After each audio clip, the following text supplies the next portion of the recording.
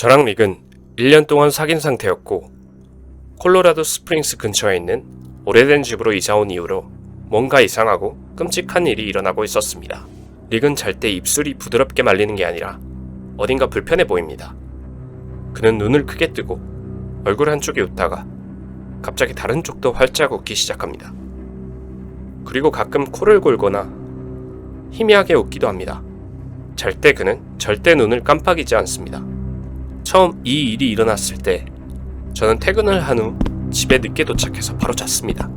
우리는 이 집에 온 지 한 달이 채 되지 않았고 꽤나 오래된 집이었습니다. 퇴근 시간이 꽤 늦어지긴 했지만 별로 피곤하지 않았습니다. 저는 약간의 불면증이 있었기 때문에 남자친구가 옆으로 뒤척였을 때 저는 거의 기절할 뻔했습니다. 숨은 가쁘게 쉬어서 가슴은 들썩였고 얼굴은 일그러진 채 저를 쳐다보고 있었습니다. 그냥 처음엔 장난치는 줄 알았지만 그게 아니었습니다. 그는 아무 대답도 하지 않고 그냥 쳐다보고 있었습니다. 웃으면서 말이죠. 다음날 아침에 얘기했더니 혼란스러워 하더군요. 그는 제가 무슨 말을 하는지 몰랐고 자기는 그런 얘기 한 번도 들어본 적이 없다고 말했습니다. 저는 그를 사랑합니다. 다음날 밤 저는 다시 잠이 들었고 한밤중에 일어나서 방을 가로질러 허둥지둥 걸어가는 것 같은 소리가 들렸습니다. 남자친구는 두 눈이 빨간 채로 미소를 지으며 저를 쳐다보았죠. 말할 필요도 없이 그날 밤 저는 잠을 청하지 못했습니다. 다음날 저는 베개를 우리 사이에 두고 자자고 말했습니다. 그는 기꺼이 승낙했지만 왠지 우리 사이를 멀게 하는 것처럼 느꼈습니다. 저는 그에게 더 스트레스를 받게 하고 싶지 않았습니다. 괜히 말싸움으로 이어질 것 같았고 우리 둘 다 이 얘기를 더 이상 하고 싶지 않다는 것을 직감적으로 알고 있었습니다. 그 다음날 밤 저는 제가 자려고 했을 때 다시 전날 밤에 들었던 것과 같은 소리에 잠이 깼습니다. 방을 지나 사람이 지나가는 걸 살짝 본 것 같았지만 저는 이걸 꿈이라고 생각했어요. 하지만 이게 꿈이라고 하기에는 너무 생생했고 릭이 절 쳐다보고 있는 모습이 잊혀지지가 않습니다. 깨우려고 뺨을 세게 때리기도 했지만 아무런 반응이 없었습니다. 저는 제 얼굴 위로 이불을 뒤집어 쓰고 잠들기 위해 최선을 다했습니다. 저는 심지어 무신론자이지만 기도까지 드렸습니다. 무슨 일이 일어났는지 증거를 남기기 위해 다음날 밤 휴대폰 촬영 버튼을 누르고 침대 옆에 놓아두었습니다. 언제 무슨 일이 일어났는지 알고 싶었고 의사에게 정확한 진단을 받을 수도 있을 것 같았거든요. 뭔가 헬퀴는 소리를 듣고 잠에서 깼지만 옆을 돌아보지 않기 위해 노력했습니다. 이 모든 게 악몽을 꾸고 있는 거라고 생각하면서요. 아침에 저는 제 남자친구에게 촬영 영상을 보여주었고 남자친구는 이걸 보는 것을 거부했지만 제가 본 것을 자기에게 얘기해주라고 했습니다. 제가 영상을 틀었고 핸드폰은 촬영된 지 얼마 지나지 않아 바닥에 떨어졌습니다. 아마 제가 고정을 잘못했던 것 같습니다. 동영상 앞부분은 별다른 게 없어서 빨리 뒤로 넘겼습니다. 제가 그러지 않았었어야 했는데 촬영이 시작된 지 2시간 후쯤 침대 위를 빼꼼히 바라보고 있는 두 눈동자에 어딘가 초점을 잃은 듯이 활짝 웃는 얼굴, 눈은 핏줄이 터질 것 같은 모습을 한 제가 보였습니다. 그 사람은 바로 저였습니다. 그리고 갑자기 카메라를 향해 손을 흔들었습니다. 저는 거의 비명을 질렀고 핸드폰을 세게 집어 던져버렸습니다. 저는 릭에게 뭐가 찍혔는지 말하려 하지 않았지만 릭은 이미 알고 있었다고 조용히 말했습니다. 제가 너무 겁먹어서 자기를 떠날까봐 아무 말도 안 했다고 말했습니다. 그 이후로 이틀 동안 잠을 자지 못했습니다. 제 사무실에는 이상한 전화를 받는 게 일상입니다. 그런 이야기 중 하나를 예를 들면 한 남자가 경찰에 신고했는데 웃긴 게 자기가 연 파티를 층간소음으로 신고한 거죠. 제가 받는 전화는 특수한 상황도 많지만 보통 꽤 지루합니다. 저는 119 교환원으로 일하면서 끔찍하거나 슬픈 이야기를 겪어본 적이 많이 없었기 때문에 꽤 운이 좋았습니다. 제 동료들이나 저는 특수한 상황에 전화를 받은 경험들이 많습니다. 불행히도 이 일을 하게 되면 끔찍한 전화를 종종 받게 됩니다. 특히 기억에 남는 전화는 1, 2년 전쯤 받았던 전화입니다. 저는 솔직히 제 인생에서 가장 두려운 경험 중 하나라고 말할 수 있고 그것이 제 기억에 영원히 남을 것이라고 생각합니다. 그날은 꽤 늦은 오후였습니다. 좀 안일하게 들릴지도 모르겠지만 전화가 오지 않으면 이 일은 너무 지루합니다. 친구와 저녁 근무를 바꿨고 이런 일이 일어날 거라고는 생각지도 못했습니다. 근무 중에 보고서를 작성하고 있었는데 전화가 걸려왔습니다. 저는 헤드셋을 쓰고 응급 대응 매뉴얼을 훑어보았습니다. 어떤 응급 상황이신가요? 제가 물었고 우리 집에 누군가 있는 것 같아요 라고 대답해왔습니다. 그 목소리는 마치 어린아이의 목소리처럼 들렸습니다. 제 심장이 뛰기 시작했습니다. 아이들로부터 걸려온 전화는 항상 저를 초조하게 만듭니다. 우리는 발신자로부터 가능한 한 많은 정보를 얻도록 훈련받습니다. 이를 통해 상황을 보다 완벽하게 파악할 수 있을 뿐만 아니라 어떤 식으로 대응해야 하는지 파악할 수 있기 때문이죠. 이름이 뭐니 꼬마야? 목소리를 차분하고 경쾌하게 유지했습니다. 아이가 겁을 먹지 않게 조심히 대처해야 합니다. 엘리자베스 라고 그녀가 부드럽게 말했습니다. 아마 울고 있던 것 같아요. 예쁜 이름이네. 내 이름은 아멜리아야. 저는 티를 내지 않았지만 긴장되기 시작했습니다. 지금 무슨 일이 일어나고 있는지 말해줄 수 있니? 전화기로 아무런 소리가 들리지 않았고 이윽고 엘리자베스는 누군가 우리 집에 있는 것 같아요 라고 말하기 시작했습니다. 부모님은 어디에 계시니? 제가 물었고 지금 집에 안 계셔요. 어디에 있는지 잘 모르겠어요. 저는 이 말을 듣고 엄청 화가 났습니다. 저는 다시 지금 같이 있는 사람이 있니? 네, 누군가 나를 찾고 있는 것 같아요 라고 엘리자베스는 말을 시작했지만 소리가 긴박해 보였습니다. 그녀의 조용하고 겁에 질린 숨소리가 아니었다면 저는 그녀나 그 자리에 있던 누군가가 전화를 끊었다고 생각했을 겁니다. 그녀가 울으면서 대답했습니다. 지금 어디에 있니? 문이 닫히는 소리가 들리고 부모님 옷장이에요 라고 조금 더 크게 말했는데 아마 침입자가 그곳에서 그녀의 말을 들을 수 없을 것이라고 생각했던 것 같습니다. 그녀가 맞길 바랬어요. 저는 그녀가 안전한 곳에 있는 것 같아 마음이 조금 편해졌습니다. 많은 아이들이 이런 위험한 상황에서 침착하게 대응을 하지 못합니다. 특히 부모님이나 가족이 없다면 말이죠. 저는 그녀에게 주소를 물어봤고 그녀는 저에게 주소를 알려주었습니다. 개인의 정보 보호를 위해 저는 엘리자베스의 집이 제 지역에서 꽤 부유한 사람이 사는 곳이라고 말해두겠습니다. 그리고 경찰서에서 멀지 않은 곳에 있어서 다행이라고 생각했습니다. 엘리자베스, 내 목소리에 집중해줄래? 긴장하지 말고. 지금 경찰을 집으로 보내고 있으니까 5분 내로 도착할 거야. 그때까지 기다려줄래? 평소라면 침입자에 대한 정보를 조금 더 얻으려 하겠지만 아이들이 119에 전화를 걸면 항상 조금 더 주의를 기울이는 편입니다. 위험을 감수하느니 차라리 경찰을 조금이라도 빨리 보내는 게 나아 보입니다. 엘리자베스는 제 질문에 대답하지 않았고 제가 생각했던 것보다 더 오래 걸렸습니다. 그 다음 그녀가 내뱉은 말은 딱 한마디였습니다. 들어보세요. 그녀가 수화기를 소리가 나는 방향으로 내밀었고 전화기에서 소리가 들렸습니다. 처음에는 아무 소리도 들리지 않았는데 집중해서 들어보니 속삭이는 듯한 소리가 들렸습니다. 그들이 무슨 말을 하는지 알 수 없었지만 분명 한 명 이상인 것 같았습니다. 저는 경찰이 제 시간에 그곳에 도착하기를 빌었습니다. 저는 제가 가능한 한 많은 사람들을 도와주고 많은 생명을 살리려고 노력하지만 119 교환원으로서 할 수 있는 일은 침착히 이야기를 듣는 것밖에는 없습니다. 엘리자베스의 목소리는 흐느끼며 울었고 한 남자가 이리로 올라오고 있어요. 제발 도와주세요. 경찰이 거의 다 왔어. 조용히 있어야 너의 위치가 발각되지 않을 거야. 넌 괜찮을 거야.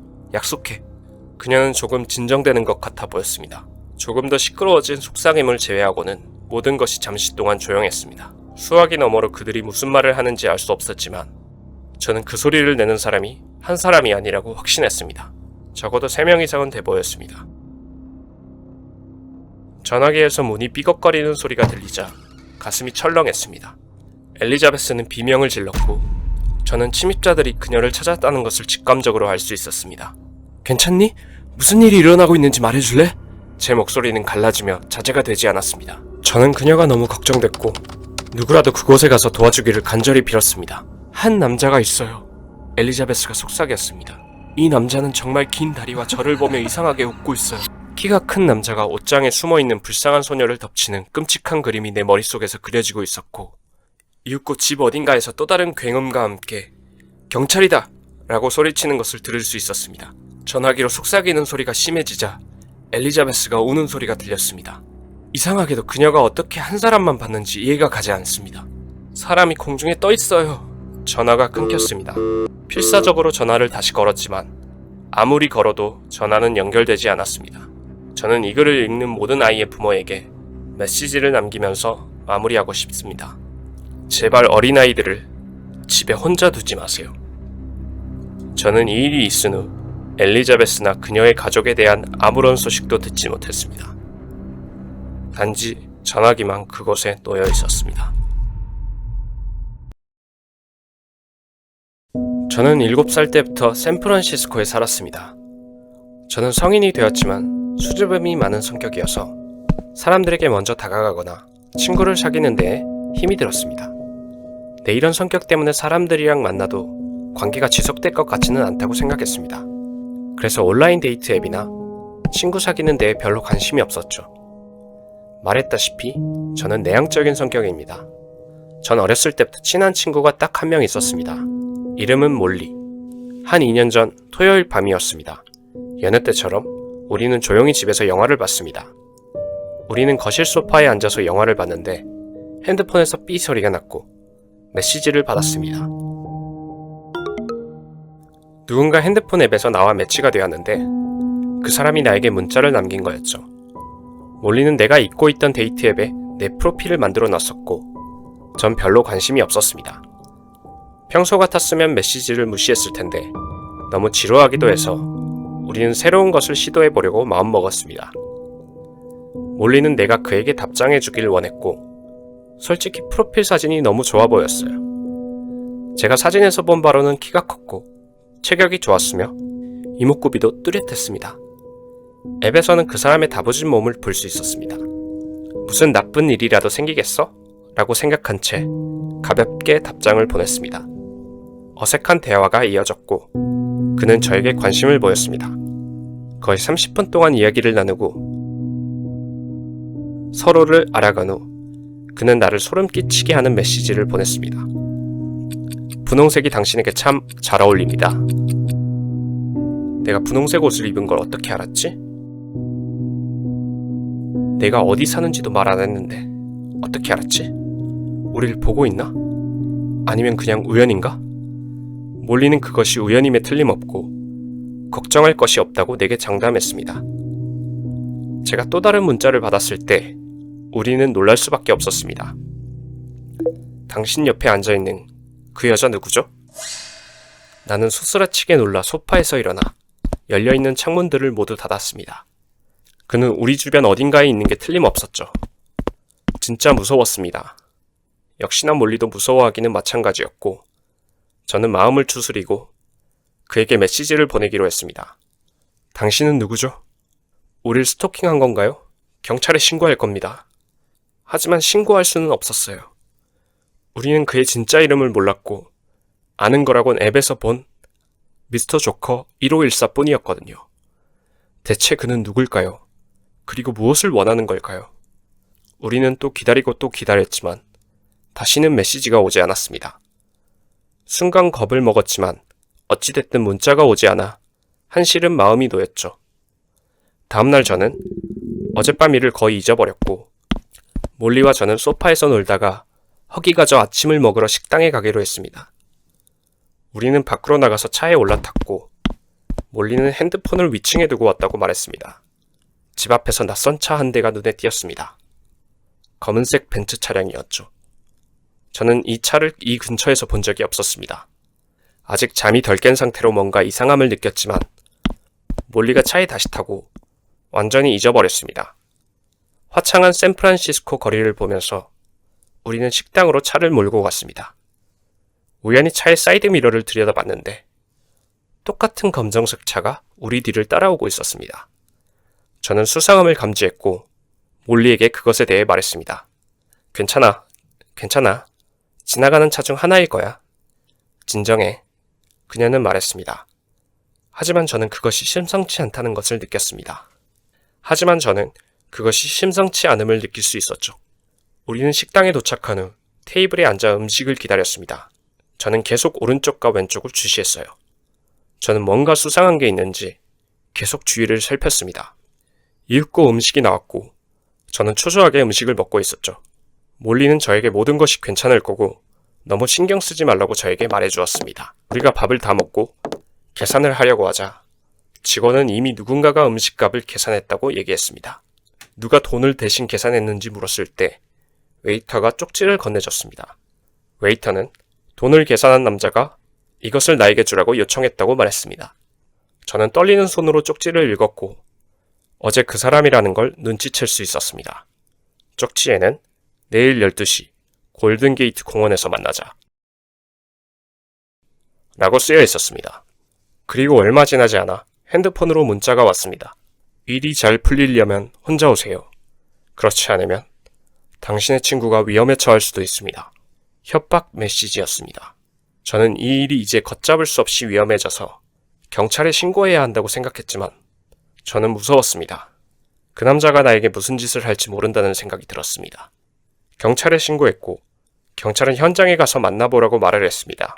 스토커를 잡을 수 있는 유일한 방법이었기 때문에 경찰은 저를 멀리서 지켜보고 있었죠. 정각 12시 공원에 도착했을 때쯤 또 문자가 왔습니다. 고집이 세시네요. 혼자 오라고 했는데도 말을 안 듣네. 지시에 따르지 않은 대가를 지불할 차례. 그 문자 메시지는 나를 얼어붙게 했습니다. 저는 겁에 질렸고 그때 함께 있던 경찰에게 달려가 무슨 일이 일어났는지 얘기를 했습니다. 경찰과 내가 집에 돌아왔을 때 몰리는 의식을 잃은 채 바닥에 누워 피를 흘린 채로 발견되었죠. 구급차가 바로 도착했고 그녀는 치료를 받았습니다. 그녀의 말에 따르면 누군가가 창문에서 그녀의 머리에 돌을 던졌고 기절했다고 합니다. 우리를 스토킹했던 놈은 사이코인 게 분명해. 철저한 수사가 이어졌지만 경찰은 아무 단서도 발견하지 못했습니다. 그날 이후로 우리는 그 사이코 조커 1514로부터 연락을 받은 적이 없습니다. 마치 그가 지구상에서 사라진 것 같았죠. 그래도 그 녀석이 다시 나타나지 않고 몰리가 무사히 회복해서 다행입니다.